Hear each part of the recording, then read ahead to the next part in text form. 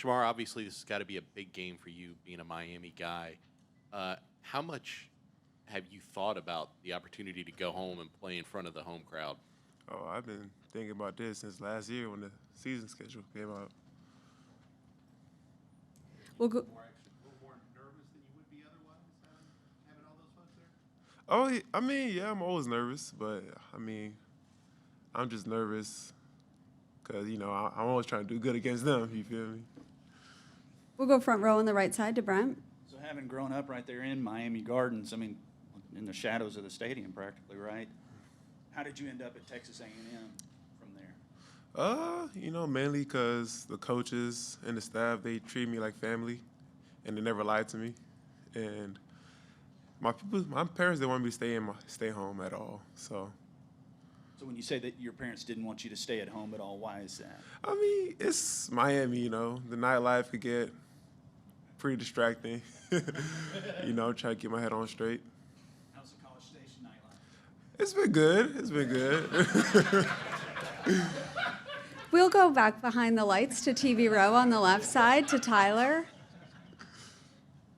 Shemar, Miami runs the ball a lot. Had a lot of success last week. So, how much emphasis are you guys putting into being better at stopping the run, especially compared to last year? We put in a big emphasis on stopping the run this year. No matter who we play, we just trying to dominate whoever we play in the run game. Trying to dominate up front. No team should have over 100 yards on us on the ground. It should never happen. But Miami, they're really strong up front, so it's going to be a real good challenge this week. And then how do you think you guys up front, did on Saturday? We did good at times, but we also had some mistakes. It's just part of the game. We can't always be 100%. We'll go front row on the right side to Cole and then Travis. Shemar, a bunch of newcomers made a lot of plays in Saturday's game, primarily Tarian and then, of course, Josh with the interception. Just what have you noticed about the two of them? Different ages, but still coming to the team at the same time and how they develop. Oh, I knew that was going to happen. I seen the way they work every day in practice. It was about time one of them was going to make a big play. I just saw it coming. And then when you look back at last year underneath Coach Durkin's defense to compare to this year, do you feel like that just having another season of being able to have experience of knowing what he's expecting does wonders for helping this team improve, especially in the run defense? Oh, man. We've been working this defense since the last game last year. We basically had no days off, so we know this playbook like at the back of our hands. We know what he's trying to do with his defense. So I feel like everybody's more in tune with the playbook, and everybody knows their role within the play. So I think that's going to help us do better this year on defense. We'll stay on that front row to Travis and then Olin. Yeah, were you a Miami fan growing up? Did you ever go to games? Kind of what was your relationship with the team when you were little? I mean, I was a fan, just a little bit, It's the home team. They had that great run in the early 2000s. Everybody in Miami talks about, oh, UM this, UM that. They used to be great. I always wanted to go there. When I first get recruited, I was like, oh, yeah, I want to go here because I see all my friends committing there. I was like, but, I just had to choose a different route. And then at the end. Do you still have a good amount of friends on the team? Do you know guys? Yeah. I still got a good amount of friends on the team, but come Saturday, we ain't friends no more. And then finally, how much did A&M's Orange Bowl appearance back in 2020? Were you aware of them? Did you watch that game, and how much did that make an impact on you? Oh, I watched that game back then. I was like, A&M was really a good team because back in my freshman year when Coach Erod came to see me at my high school, I'm like, I'll never go here. It's Texas. They got tumbleweeds. But a lot's changed since then, and I've seen they really develop their players. We'll go second row on the right side to Olin and then to Alex.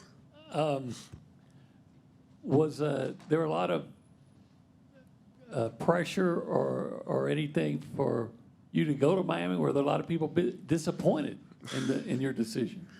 Oh man! And how many people are going to be from your personal cheering section this week?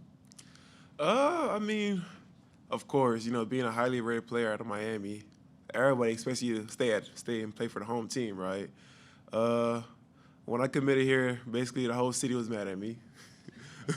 They basically shunned me for a while, but we got over it, and come Saturday, I'm probably gonna have like 20 plus guests.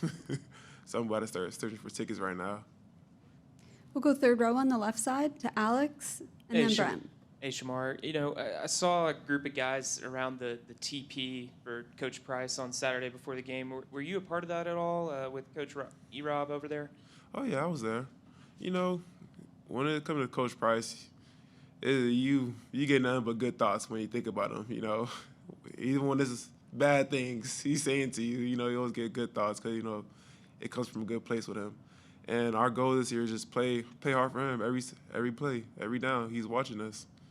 Yeah, it looked like Coach Rob was sharing some words with you guys. You know, what were some of the things that were said? And did it look like he handed you guys something too, maybe? Oh, yeah. He gave us dog tags, you know, to think of him by. Yeah, and just throughout your recruitment, how much did Coach Price have an impact on you potentially coming here? He played a big role. He always called me Big Daddy. That was his name he gave me, you know. It was always love with him. Like, everything he spoke, he said it from the heart. And that's what really made him stick to me. We'll go front row on the right side to Brent and then Carter. So have you seen any tumbleweeds since you've been here? No, not yet. But on my first visit here, I thought, you know, it's gonna be like Dirt City. but yeah, it's a definitely nice city out here. So that's what I was going to ask. What has your last year and a half or so been like for you out here, away from Miami and in College Station? It's been great out here. You know, everybody shows love. Like, all the fans, they show love. Like, they're always with you, no matter what. They're never against you. So that's really good. And what did the dog tag say that Coach Robinson gave y'all? You just have our name on it, and it says play hard for 8 seconds, in loving memory of TP. We'll go second row on the left side to Carter and then TV row. Shemar, what have you seen from Tyler Van Dyke on film? What's kind of stood out to you about him? Man, when he gets hot, he's hot. You know, we just got to get him off his game. We got to hit him a couple times, toss him around a couple times, get in his face. But we're going to be good. Trust me, we're going to be good. And Jimbo was talking about the offensive line just being a big physical group. What have you kind of thought about them? Yeah, they're big and physical, you know. They're a well-coached group, and they're going to bring it Saturday. They're gonna try getting a little nasty streak on you, but, you know, preparation prevents piss-poor performance, so we're going to get prepared this week. We'll go back behind the lights on the right side to Justin and then wrap things up with Cease. Hey, Shemar, building on that, how much do you take from last year's game, like with Miami? How much do you say, it might be the same team? I mean, obviously they got Van Dyke back, they got Parrish back at running back. I mean, how much do you draw from that film from last year? Oh, no, they're a completely different team. I know it. They've been working hard all offseason. I just know how hard they've been working. I know they want to get their revenge on us after last year, but it ain't going to happen this year. Maybe some other time, but not this time. What'd you think about, I know the New Mexico quarterback got rid of it pretty quickly, but what do you think about your pass rush, and where do you think that stands moving forward? Man, they were getting the ball out fast, you know. That little pressure I had at the end of the game. I hope it was a sack fumble, but, you know, the dice didn't roll my way, so I'll take my little PBU or whatever it was. We'll go front row on the left side to Cease to wrap us up. Two things. You guys kind of did have a slow start to get a couple first downs. Why the slow start? You know, it's the first game of the year, you know. You know, you still got to feel some things out, get the little jitterbugs out. You know, you're excited. You're excited to play somebody else other than somebody in maroon. We've been playing against each other for 2-3 months. Second thing, the excitement lead to a face mask penalty, or what about that? Man, don't remember that. I was so disappointed in myself. But I saw it coming all the way. Like, I would just aim for a shorter pad, but I just reached a little bit too far. Too tall, right? Too tall. My dad told me, you playing against people that's 5'8", you playing 6'6", it ain't gonna work out every time. All right, that's all we have. Thank you, Shemar. Thank y'all.